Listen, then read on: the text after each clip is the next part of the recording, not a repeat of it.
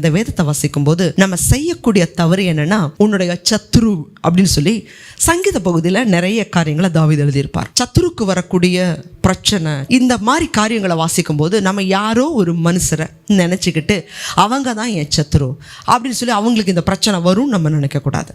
ஏன்னா இதை அவங்க வாசிக்கும் போது அவங்களுக்கு சத்துருவா நாம தெரியும். நமக்கு சத்துரு புதிய ஏற்பாட்டில் பிசாசு மட்டும்தான். அதனால ஒவ்வொரு வசனத்தை வாசிக்கும் போதும் அது எனக்காக கொடுக்கப்பட்ட வசனம்.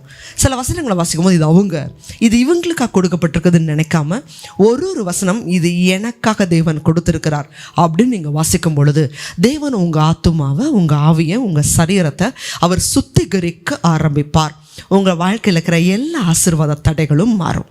அதே போல் புதிய ஏற்பாட்டில் இயேசு கிறிஸ்துவை நமக்காக சாபமாக சிலுவையில் அவர் ஏற்றுக்கொண்டார். நம்முடைய பாவத்தை, நம்முடைய சாபங்களை அவர் சிலுவையின் மேலே சுமந்ததுனால ஆண்டவராக இயேசு கிறிஸ்துட்ட ஒவ்வொரு நாளும் அறிக்கை செய்யுங்க, ஆண்டவரே ஏதாவது என்னுடைய ஆசீர்வாதத்தை பெறுவதற்கு என்னுடைய பாவங்கள் தடையாக இருக்குதா, அந்த பாவங்கள் எல்லாவற்றையும் ஆண்டவரே நான் அறிக்கை செய்கிறேன், என்னுடைய பாவங்களை கழுவுங்க, சுத்திகரிங்கன்னு சொல்லி நீங்கள் ஜெபிச்சா வசனம் சொல்லுது, நம்மளுடைய பாவங்களை நம்ம அறிக்கையிட்டா மன்னிக்கிறதற்கு அவர் உண்மை உள்ளவராக இருக்கிறார். ஆண்டவர்கிட்ட அறிக்கை செய்யுங்க.